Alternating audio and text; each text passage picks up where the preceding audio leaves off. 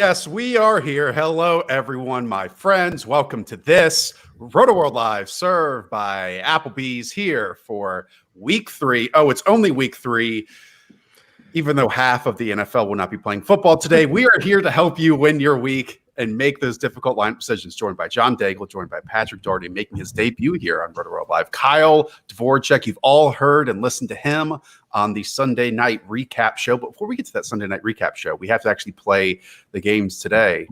Gentlemen, how are we feeling heading into week 3? Positive, Daigle? Everything's going well. I don't think we had too many surprising inactives overnight. Julio coming in late. The good news for Julio is that it's simple. It's a pivot. If you have Calvin Ridley, good job. You're probably 2-0. And then, of course, Russell Gage, we can start him with confidence as well. Well, Pat, let's turn to some of those difficult lineup decisions. We know a lot of people are out, but some are kind of iffy to play. And if they are going to play, we don't know how pivotal of a role they're going to play with their teams. Kenny Galladay, his Detroit Lions are facing off against the Arizona Cardinals in that 4 o'clock window. We've seen Galladay miss the first 2 weeks, most likely going to be back this week. But, Pat, how confident are you in playing Kenny Galladay, a skill position player coming off a multi-week injury?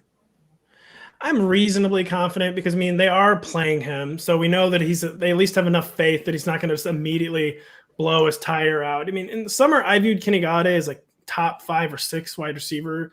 Today, I've got him more like the wide receiver 16 to 18 range. And the Lions need this game so badly. Patrick Peterson, as we know, no longer appears to be like a stay-away matchup. And, this is an element of their offense they've really been needing. So even if he's on a snap count, I think a lot of that snap count will be like downfield targets, kind of like the money targets for fantasy football, at least the way Kenny Galladay like butters his bread in fantasy. So most weeks, I think Kenny Galladay will be like a top 8 wide receiver 1. Today, just view him more as like a mid-range, low-end, but high upside wide receiver 2.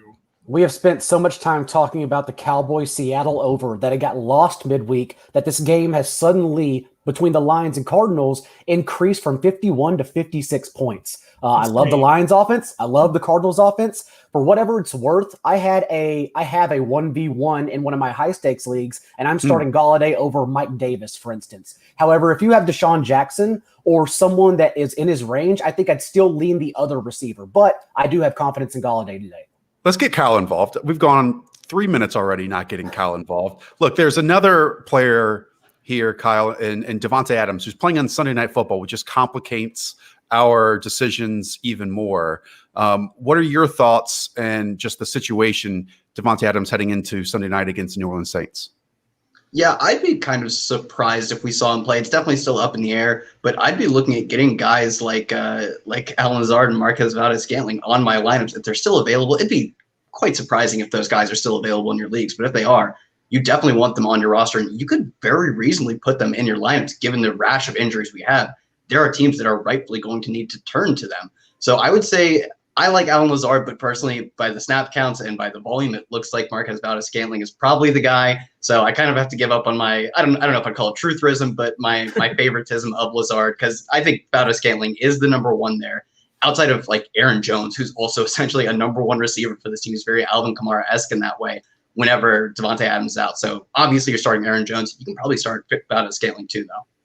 So the core piece of this show is to get in your start-sit questions to help you set your optimal lineup. Again, this is Rotoworld Live, served by Applebee's. We're getting a ton of questions already, getting to yours in a second. David Kroot and Rob and True and Dean Smith, who we know is the Aston Villa manager as well. Hey. Anyways, let's get into it right now. We'll start off with our guy, David Kroot on YouTube. Daigle, let's turn to you first. Full point PPR. Robert Woods or Hollywood Brown, where are you going? It is Robert Woods for me, although I don't think anyone would complain if you pivoted to Hollywood Brown. They're both very good players. Good job on making your bench, by the way, David Kroot, who is not the Aston Villa manager. And and I know last week was slightly, I guess, a bad performance for Robert Woods. But again, I think we have confidence in Robert Woods today.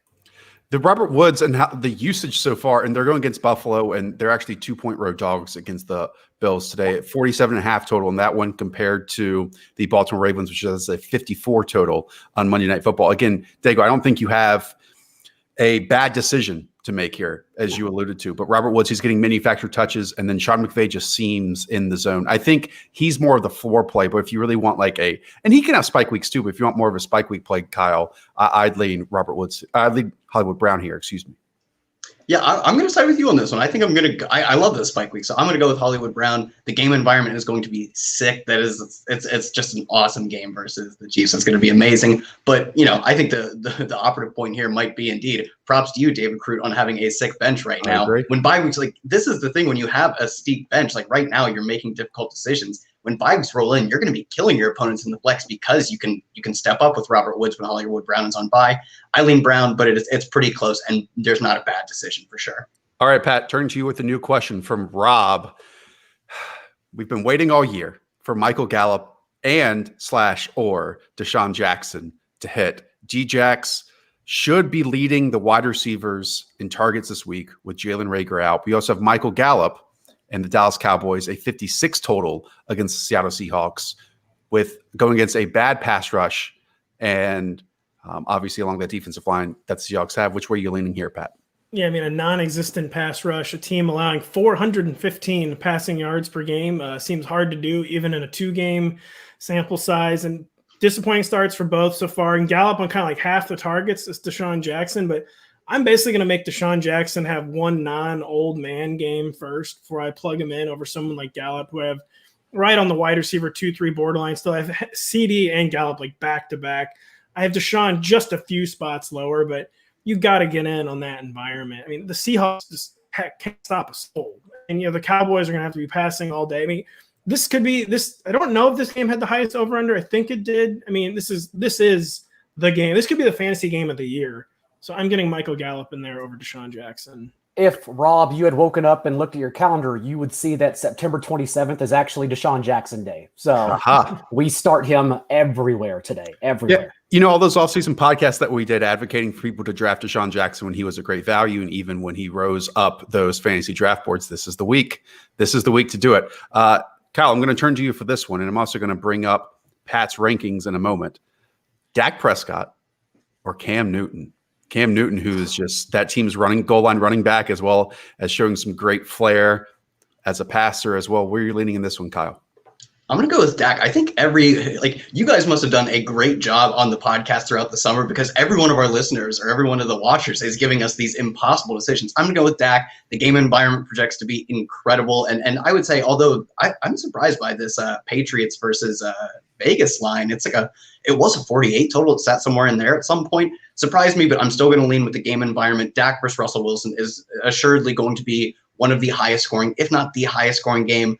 Both decisions are, it's such a tough decision. Both outlooks are great for both these guys. I'm going to go with Dak, leaning on him as the passer. Now he obviously had rushing upside always. Now his passing upside looks incredibly through the roof at this point, with a cast of weapons that's unreal. The rushing upside, the passing upside, the game environment. It is just all happening for Dak. Cam, not bad though. Pat, let me ask you, because you have Dak as your quarterback 3, and you can check out these rankings up on the site right now, and Cam Newton as your quarterback 6. Difficult decision there?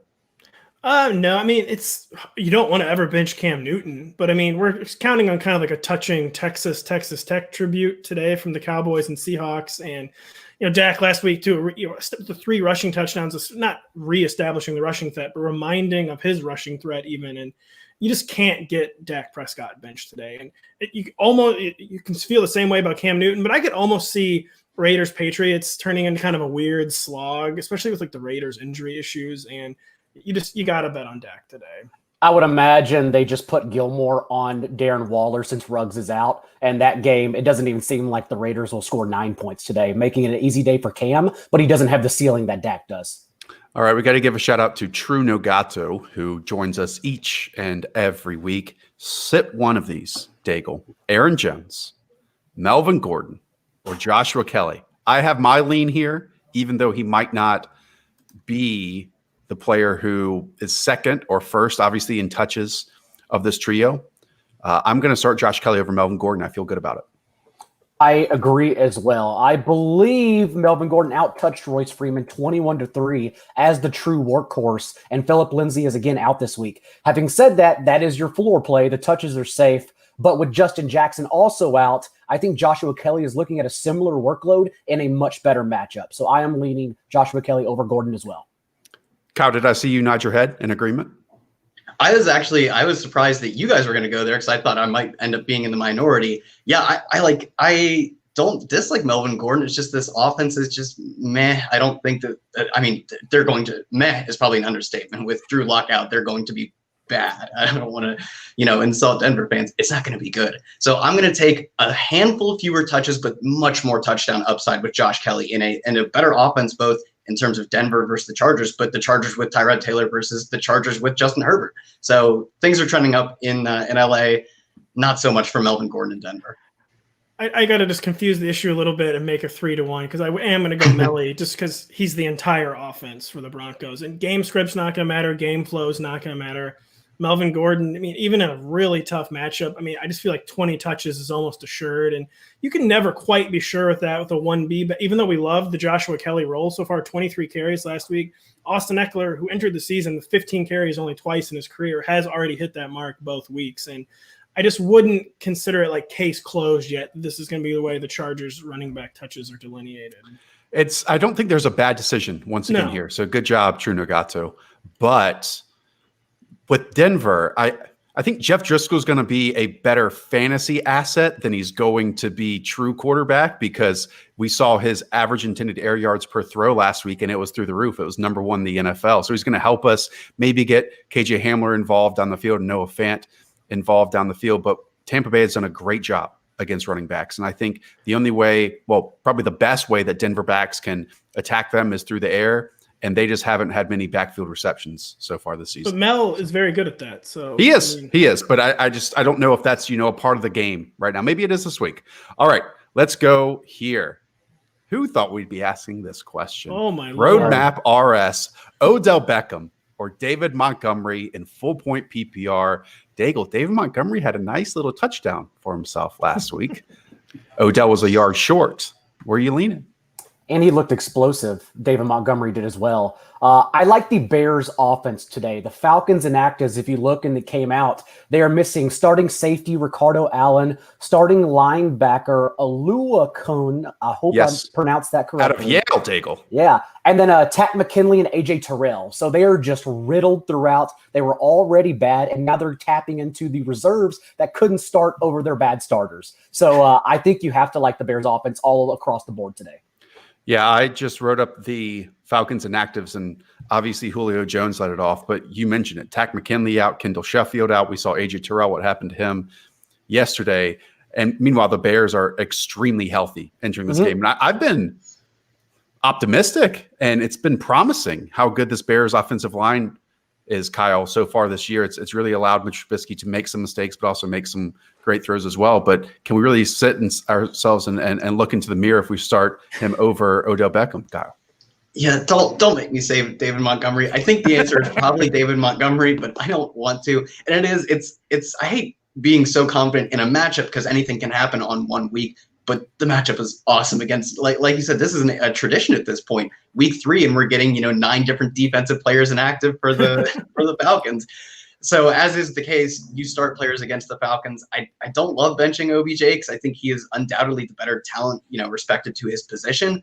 But David Montgomery showed some juice as a pass catcher last week. Tariq Cohen, they're paying him $17 million to do 10 snaps a game. I guess it's David Montgomery. It's probably worth mentioning Odell Beckham said this week that he's not going to be a good fantasy player this year. So, Odell Beckham says get David Montgomery in there.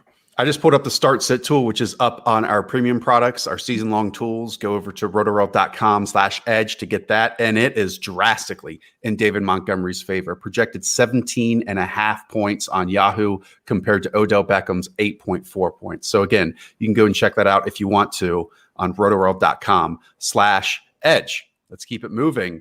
Daigle, back to you. We know that Christian McCaffrey is out 2 to 4 to 6 weeks, something like that. So Mike Davis should get the most backfield work. Patriot hater, though, maybe start Jerick McKinnon because he might also lead that 49ers backfield. And then you have J.K. Dobbins sprinkled in there as well. Yeah, it's definitely between Davis and McKinnon, as you said.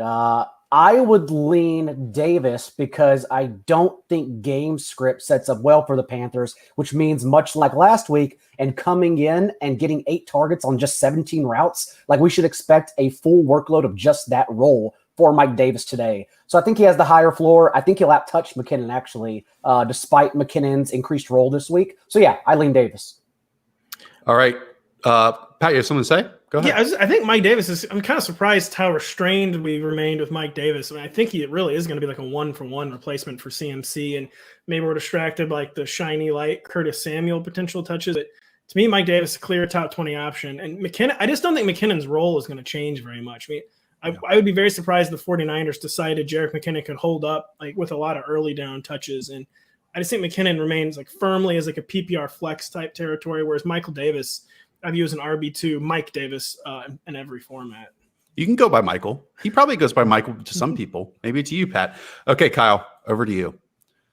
Sit one of these from Jody Smith, Jarvis Landry, Tyler Boyd, Russell Gage. Thanks. I would assume that Russell Gage is a fairly easy flex option now with Julio Jones out. Agree? Yeah, it's weird talking about starting Russell Gage over these guys. Am I about to start Russell Gage over Jarvis Landry? I feel like they're going to play similar-ish roles on one offense in the Browns that I don't really want to play their second receiver, and on one offense in the Falcons that I would be jamming in any receiver. It might sound boring, or we're just getting this like mediocre flex guy, Russell Gage, a mediocre slot receiver, but he's on the sickest offense for passing game in the NFL, maybe in terms of the volume they're going to play at. Even if they end up winning this game, they just are built on the pass game. Todd Gurley doesn't look to have a ton of juice left. Man, I guess I'm playing Russell Gage over Jarvis Landry. I'm going to go for it. Any disagreement in the group? I mean, I completely agree with Kyle. 7.9 targets per game the last 11 since the Falcons traded Mohamed Sanu for Russell Gage. And yeah, I mean, now we don't get Julio. Like the targets just fall directly to Gage, most likely. All right. By the way, everyone listening, thank you for doing so. Watching, thank you for doing so. Go get some appetizers. Continue to leave your comments, and we'll get to as many as we can over the next 30 more minutes-ish. Pat, over to you. We're getting a lot of Mike Davis questions, so I think it's important that we continue to go through them. Pick 2 in standard, Pat. Mark Ingram, Antonio Gibson, Mike Davis. So sit 1. I mean, you hear standard and you don't want to bench Mark Ingram, but I'm going to go Mike Davis and Antonio Gibson. I think we might get finally, Mark Ingram over 10 carries today. I don't think we've seen anywhere close to what the true touch delineation is going to be in the Ravens backfield. Just really weird game flow with the blowouts the first 2 weeks. We're finally get a game where the Ravens are going to have to play all 60 minutes. But there's just enough uncertainty there that I'd rather get, again, the 1-for-1 CMC replacement into my lineup. I'd rather get Antonio Gibson, who, we saw the increased workload last week. The coaching staff keeps talking him up. And Mark Ingram, I'm just not positive what to expect. So it could be, you have to hopefully maybe the goal line back for a super high-scoring offense that we don't even know if he's the goal line back. J.K. Dobbins was in week 1. So it's hard to bench that. But, yeah, I think Mark Ingram, you just don't know enough relative to the other two. Kyle, the rest of us discussed this on the preview podcast, which you can go check out on the Rotoworld Football podcast feed. How do you think that Monday night game is going to go against Kansas City and Baltimore, Kyle? For Ingram, I don't know how just well in it's going general to go for the game. The game picture. I think it is going to be an incredible laser light show of fantasy points and scoring. Like, I get that the Ravens defense is incredible, one of the better defenses in the NFL. Patrick Mahomes just does not care. And maybe it happens for a quarter or a half, but we saw in the Super Bowl, you just can only contain Patrick Mahomes for so long. I would say, in my opinion, I think we get a Ravens early-ish lead, and then Patrick Mahomes does his magic. I don't know who wins. I guess I'll go with Ravens. But I think you want to get most of the players, maybe Mark Ingram's kind of the exception, who are playing in this game involved in your fantasy lineups. I would say a lot of scoring is going to be happening. All right, Daigle. I know you love the tight end position. It's a little bit of a wasteland at times. Joe Flex needs our help because George Kittle is on IR. So he needs to start Jonnu Smith. We saw Jonnu Smith last week get some real nice manufactured receptions, and obviously he can make plays on his own. And he faces a bad defense right now in the Minnesota Vikings. Or you have Dallas Goedert. And Dallas Goedert is emerging as the Philadelphia Eagles tight end 1. I'm leaning Goddard, and I know that's going to be an unpopular opinion because people love Jonnu Smith. I just wish more targets were there for Jonnu because he's still running only 56% of the team's routes on Ryan Tannehill's dropbacks. So his role actually hasn't changed. The difference is the touchdowns he's recording, which is scary because that means we shouldn't continue banking on that. So I'm just going to lean Goddard. I think he's a safer play. Okay. Pat, you got something to say? Go ahead, Ben. Let's just say we know the Titans keep sustaining the unsustainable, but John broke it down correctly. And you want to start Jonnu, but it's Dallas Goedert. Like Ferkser is still running like nearly as many routes as Jonnu Smith. It's just Jonnu who's the one who's more explosive and falling into the end zone. Pat, time to choose between your children. Oh. Joey Dennis, Darius Slayton, or David Johnson in flex. Full point PPR. Where you going? I mean, you know that I always use workload. I mean, not that that's as like the tiebreaker and the close situation. I mean, but David Johnson, it's going to be just a bad workload against the Steelers. But I feel like you just have to do it. Despite I love the Darius Slayton big play potential. It's just very difficult to know what his target floor will be today. And David Johnson, even though he's kind of like we had maybe like renewed David Johnson in week 1 versus more 2019 David Johnson in week 2. Even in the brutal matchup, I'm going David Johnson, just praying for 20 touches and maybe some goal line carries. David Johnson at least handled every single backfield touch last week. Johnson inactive. CJ Procise played 3 snaps, so you should expect the same again today. These people have great teams, Kyle. Thank you, Real Des. Landy, DJ Moore or Cooper Kupp in half-point PPR? DJ Moore, I have a league that I didn't realize was super flex until afterwards. We changed the rules in the summer. I wasn't paying attention, so I have decisions like this to make because my quarterbacks are terrible. This is insane. I'll go DJ Moore. I guess it's such a hard and weird decision for a fantasy manager to have to make. I'm going to take, even though we've seen Robbie Anderson blow up, DJ Moore is still one of the league leaders in like target share. He's got good air yards numbers. And I think this offense is generally trending in the right direction compared to last year, where sure, his market share numbers last year could end up, have been better than this year, but the offensive rebound overall, like not having Kyle Allen and a third of his drives with sacks, interceptions, or fumbles is so good for your offense. Your ability to sustain drives that include catches, touchdowns, yards, all of these things we love for fantasy. Kyle Allen killed them. Teddy Bridgewater, certainly not a world beater. So much better for DJ Moore's outlook. I'm going to go Moore here. So some people have good rosters and bench players like the real Andy. Some people do not. And that's why, Daigle, I need to turn to you for this one. Chris Deaver, with Julio Jones inactive, and Chris also has Devontae Adams. Are you going to wait on Devontae, or are you going to go with Hayden Hurst or Traquan Smith in that starting role? It's a terrific question. I am going Traquan Smith. Not that I'm waiting for Devontae because I'm pretty sure he's going to get ruled out. And if not, I would worry about him just being a decoy out there. I'm going to lean Traquan Smith, who was shocking because the last 2 games, he's still playing over 75% of the team snaps. He's out there every single route. His target share was what was surprising. And so if that continues, like we're looking at a wide receiver 3 until Michael Thomas returns, as opposed to a flex, which is what I thought he would be. So I think you can ride it one more time confidently since he's going to be out there. Again, this is Rotoworld Live, served by Applebee's. Thank you all for tuning in. Continue to get your questions. There's some incredible ones here. And Pat, back to you.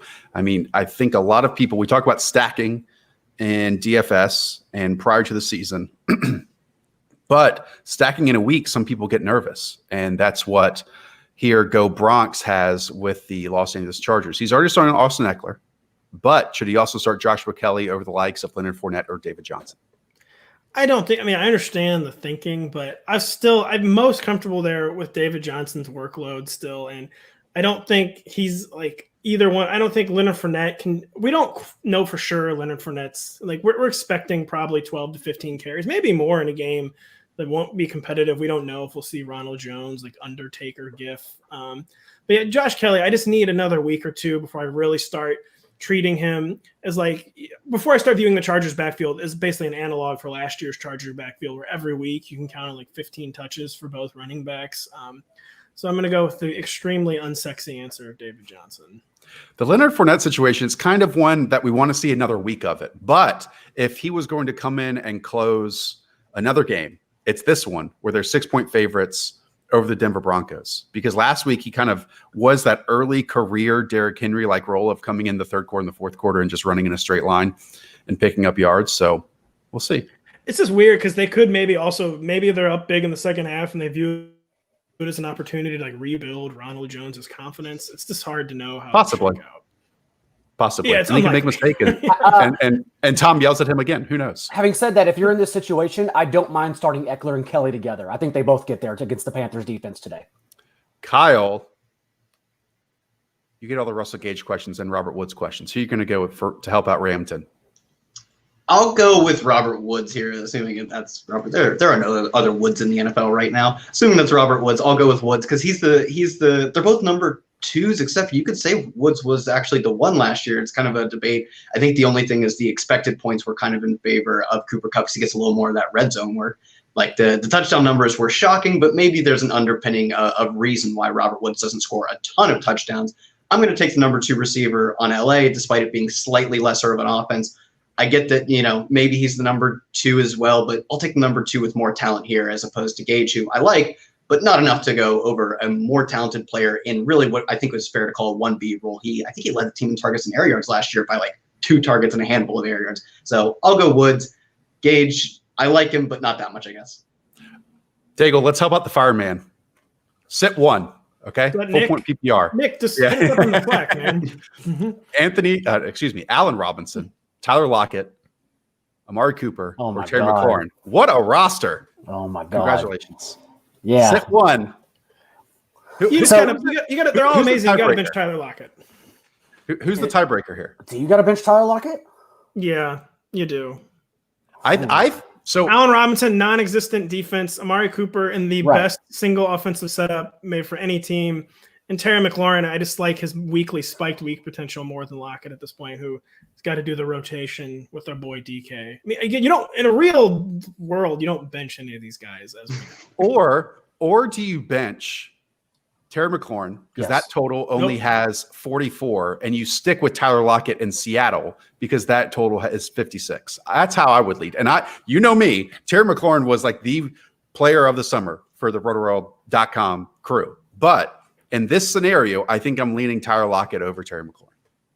That's one scenario where I don't think the total's like a good tiebreaker because you have Terry McLaurin who's like the sun, the moon, and the stars basically of like his passing offense and is a big play threat, is a compiling threat. I mean, he has a high floor, extremely high ceiling. Tyler Lockett has the high ceiling, but I don't think his ceiling is as high as Terry McLaurin's, and I definitely think Tyler Lockett's floor is probably lower than Terry McLaurin's. But I understand differing arguments on this one. Yeah, and see, that's the situation Josh described is why I'm leaning benching McLaurin. The good news that I always tell people for situations like this is that this decision won't cost you the game. Like something else in your lineup, if you lose, will happen. So either way, you have a good play. Do not worry about this one because you have 3 great receivers no matter what. Let's make a big waiver decision for this person, Kyle. KJ Hamler or Corey Davis, who both were picked up and not drafted on this person's team heading into the season. But now Lucid Grip is already relying on one here in week 3. I'm going to go with Hamler. I don't think Corey Davis's role long-term is going to be, like, it's obviously not going to be what we see now. Hamler could actually step into, like, essentially a 1B or even a 1A role over Jerry Jeudy, who's nicked up right now. I think he's active, but I'm not entirely sure that, like, I can't be confident that Jerry Jeudy is absolutely the guy. KJ Hamler is also sick, and it could be that his downfield burner set, like, meshes well with, I don't know, Jeff Driscoll or Drew Lock or whoever they have. I just think we don't know yet with what Hamler is going to be. We do know what Corey Davis is going to be. He's not very good. He's not an offense that wants to pass, and he will eventually return to the number 2 role. So for me, I'm going to go Hamler. But let me ask you this. What about for this week by itself? Because I think if you're talking about just in week 3, you're going to lean towards Corey Davis here over KJ Hamler. I would say he's the start over Hamler, but if I'm in terms of like the waiver wire pickup, I want a guy who I actually feel like may have some long-term upside. I don't think Hamler's like a smash for the rest of the season, but in terms of waiver wire pickup, I would go Hamler, even if it does cost me, I don't know, 2, 3, 4 points this week. Because I think the points he could score me in week 10, 11, 12 are worth more than Davis going out and getting me like 0 on 2 targets. Let's turn to Rob Daigle. CeeDee Lamb, who we've seen shine in the slot so far for the Dallas Cowboys, or Keenan Allen, who we know is getting Justin Herbert as his quarterback and not Tyrod Taylor this week against the Carolina Panthers. The good news for Keenan Allen is that his target share didn't dip with Herbert. No matter whether it was Taylor or Herbert in weeks 1 and 2, Allen's target share was safe. Having said that, I'm still going CeeDee Lamb. He's doing nothing but churning away and looking as a third-year player as opposed to a rookie every single week. And he has yet to make a wow play. He's just out there being a great receiver. And in this particular matchup against the Seattle, who have been stonewalled by slot receivers through 2 games, I love Lamb. Love Lamb.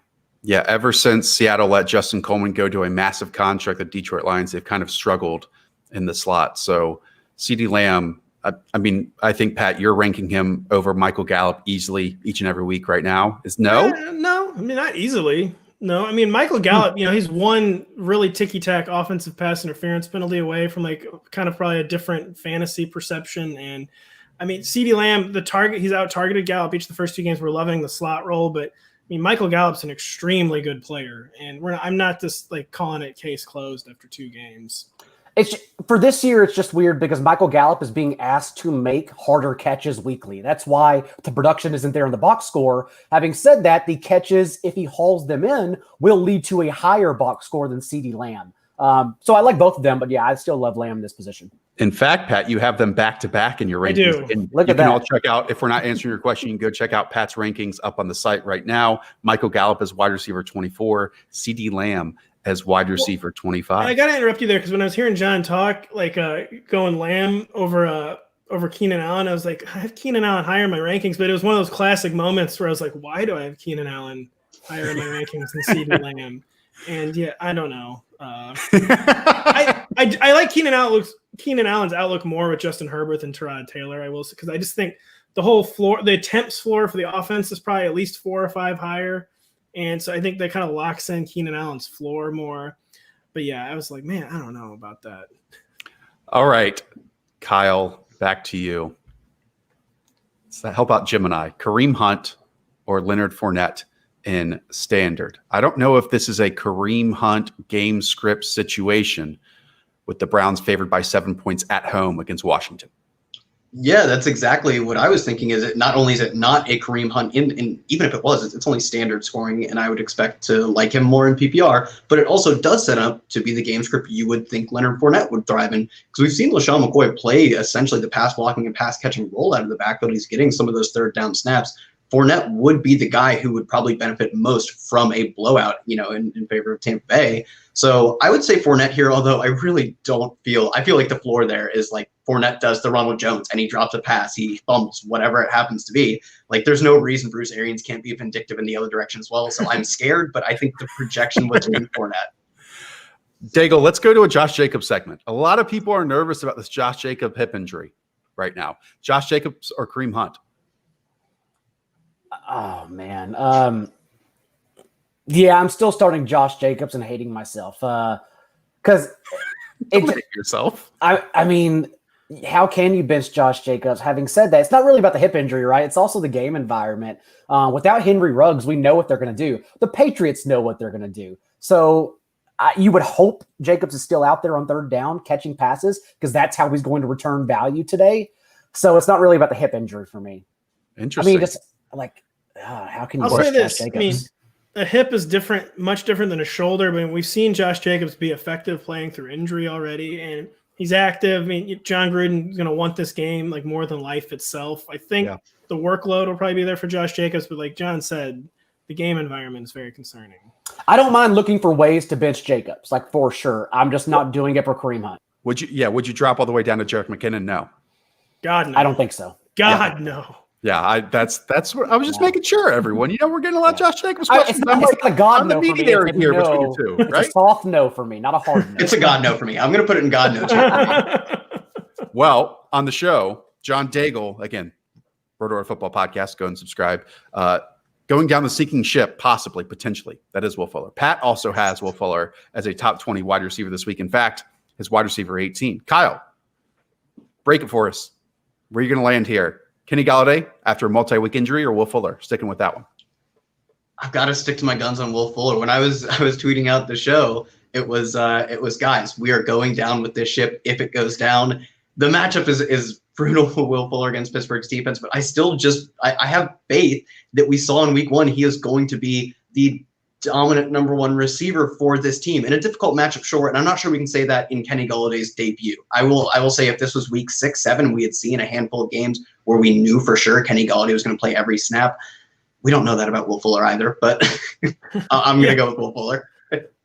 I mean, I don't even care about the matchup really because Will Fuller, if healthy, he's matchup proof. He should be. Without DeAndre Hopkins, he led the entire team in target share and air yards. They used him differently, giving him intermediate routes as well as his fly ball. That's his strength in his career. But again, like, you don't have to ask us to start Will Fuller. You're either doing it because you want a wide receiver one, or you're not because you're scared to. It's that easy. I'm just surprised at how triggered people are by Will Fuller from last week. I mean, like, why is last week any more instructive than like week 1 was? We know it's a volatile player. And like, these things are going to happen sometimes. What have you done for me lately, Pat? That's all that it is. It's what have you done for me lately? Okay, we go again from a great roster from Tampa Godwin to a part-time running back pick. Pat, flex, PPR, J.K. Dobbins, again, with Baltimore 3.5-point favorites on Monday Night Football, or potentially the touchdown roll on that 49ers offense, and Jeff Wilson. Who are you going? It's so tough. I've got them within like 2 or 3 spots of each other in the rankings, but I'm more confident in Jeffrey Wilson serving as the goal line back this week than I am as J.K. Dobbins. Like I said earlier in the show, I don't think we've seen the true Ravens backfield yet. And if I can, I need to get more information there. And so if you have to start J.K. Dobbins today, I wouldn't feel bad about that. But Jeff Wilson, I just think, will be the early down goal line guy for the 49ers. And doesn't make me feel great, but I am going with Jeff Wilson. I still think, the 49ers, the last time I checked, and Daigle, back me up on this. Tell me if I'm off. 4.5 they're favored by on the road against the Giants. And it's the tiniest total of the weekend of 41. But I still believe in Kyle Shanahan, even if it's Nick Mullins and without George Kittle and without Deebo Samuel and so on and so forth. Like, I still believe in him to script enough plays for Jerick McKinnon and Brandon Ayuk and Jordan Reed and even Jeff Wilson in these situations for them to have some fantasy relevant games. Yeah, I don't think you're worried about the 49ers offense. If anything, if anything, to me, it actually increases all of the Giants players' floors, like your Golden Tates and Darius Slayton. Like, I now have confidence in these guys since the Niners are rolling out reserves on defense more than anything. Yeah, and if we look at the Stephen Ruiz microscope meme of Kyle Shanahan, it's going to be pinpointed directly on Blake Martinez, who's the Giants linebacker from the offseason. So that could line up, I think, for Jeff Wilson and Jerick McKinnon. Okay, I don't think we have done this one. Julian Edelman or Cooper Kupp? Kyle, where are you going? I think last year I would have said, Julian Edelman plays in the more boring offense. I don't really want a part of him.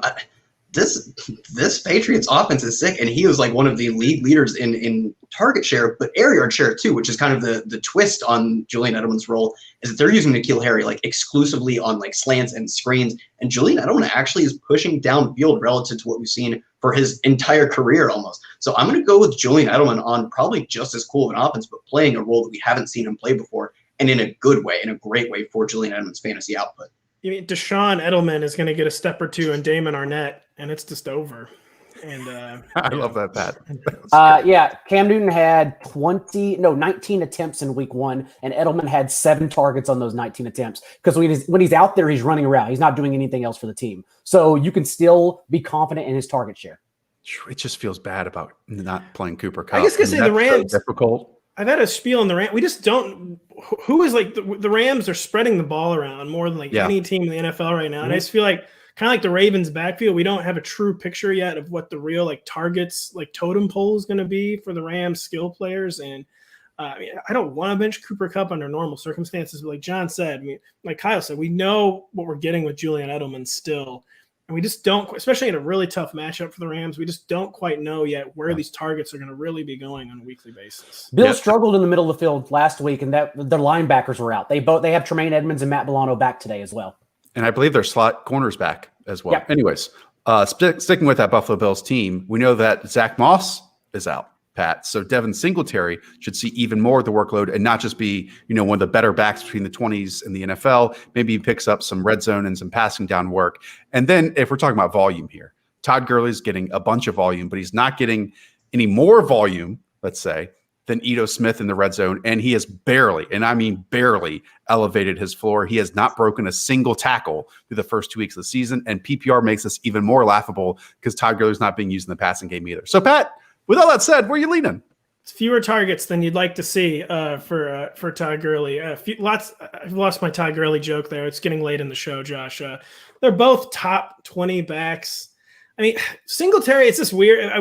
The Bills, they seem like allergic to fully committing to Devin Singletary. The only scenario in which they did was at the end of last season where Frank Gore was just totally on fumes. So, I guess TJ Yeldon's active today. I mean, is TJ Yeldon going to cut out some Devin Singletary? So I got Devin Singletary in the top 20, but I still Todd Gurley with just like the zombie touches. I guess I'm going with Todd.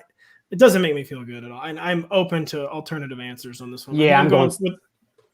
You're going Singletary? The alternative answer, I'm going Singletary. I mean, because both him and Zach Moss are still out there being used in the passing game. And so now we're taking away Moss's role and giving it all to Singletary. So, I think he has 5 catches today easily as his floor. And so I'm just going to take that.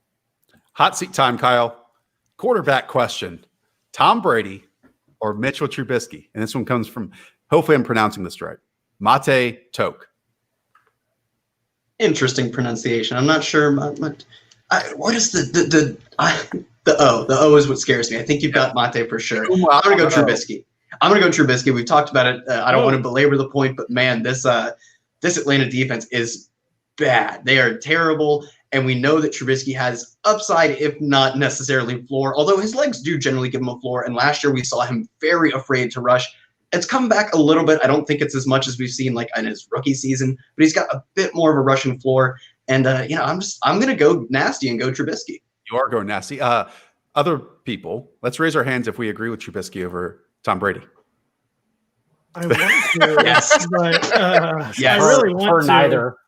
No, I'm leaning Tom Brady. And if this was a more difficult matchup for the Bucs, if they weren't 6-point favorites here, if we just didn't see Tom Brady, have 7 drops and 100+ yards left on the field, then I would go Mitch, because like you're talking about, the matchup for Mitch just makes a ton of sense. But Dago, I'm siding with Brady. Yeah. I mean, come to the dark side, Dago. Okay. Sorry. I mean, personally, for me, this is like a personal decision. I'm a family man. I have 3 children, and I just can't be betting on Mitchell Trubisky at this point in my life. But I think I'd start Trubisky personally. Like, I totally understand if you want to play it safer with Brady. I think I'd just hate myself and would start Trubisky. Like, I'd just suck it up and do it. Since we loved having quarterback questions so much, let's do another one from Edward Rendon. Pat, Drew Brees, or Deshaun Watson. Deshaun Watson found himself on my bust list for the 2nd straight week.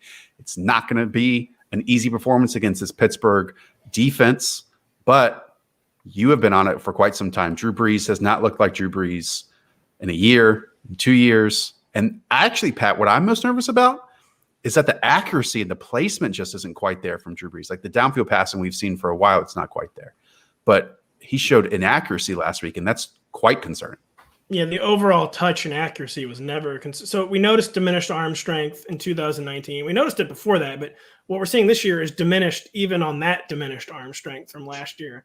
Like you said, the concerning thing, was not just so whatever. We already knew the downfield ball was not the same from Drew Brees, but he was inaccurate on like intermediate targets last week, and that is new and concerning this year. And without Michael Thomas, I mean, it's back in the dome, but Drew Brees, what is the ceiling at this point? Where Deshaun Watson, even in a brutal matchup, we know can always like Houdini a ceiling day. So you start Deshaun Watson's definitely an any given Sunday fantasy quarterback, or I just don't think Drew Brees is right now. Kyle, what do you think? Yeah, I'm kind of with you. I'm going to bank on like both of these guys not looking great through 2 weeks. One of these guys I think has a very high potential to turn around, and maybe that doesn't happen this week with Watson, but that's my guy. I'm not sure if Drew Brees has that potential to turn it around anymore, especially in the context of this week not having Michael Thomas. I'm really not sure if it's possible he's just done. We know Watson is obviously not done. So I'm going to go with who I think is just at this point undoubtedly the better overall talent. Sure, the match was more difficult, but I think Watson gets there as opposed to Brees, who maybe Brees is just over with. To everyone watching right now, please go and download the Rotoworld Football podcast. We'll have a game-by-game recap tonight of every single matchup and fantasy-relevant player. And I know you can't watch all the games. That's why we watch them for you. And we're going to close on this question, Daigle, to you. BW2, it's a quarterback question. Cam or Josh Allen? And just to buy yourself a little bit of time, Daigle, pulled it up here on our start-sit tool over on the premium products. Josh Allen expected to score 28.3 points. against the Los Angeles Rams, and Cam Newton 25.2 points. Where you headed, Daigle? I am still taking Cam Newton. I am starting Cam Newton unless I have Lamar Jackson, Dak Prescott, Russell Wilson, Patrick Mahomes, or Kyler Murray, and that's it. Love it. Any disagreements, or should we get out of here? Strong agree. And just Josh Allen, the player I'm most fascinated to see in the NFL this week, because he's looked like an MVP through the first 2 weeks, but it was against the Dolphins and Jets. Very excited to see this showdown with a better defense. Hey, Kyle, good job, man. I know I literally messaged you about 5 minutes before we hopped on. Hayden Winks has a little bit of a voice issue. So, Kyle, thank you so much for joining us. Daigle, you too. Pat, as always, I appreciate all of you, our viewers, our listeners. Thank you for being here. Good luck in week 3. Again, we'll have the game-by-game recap show by the time you wake up in the morning. Yes, the Rotoworld Football Podcast, available on all podcast platforms. This has been Rotoworld Live, served by Applebee's. Talk to y'all soon. See you.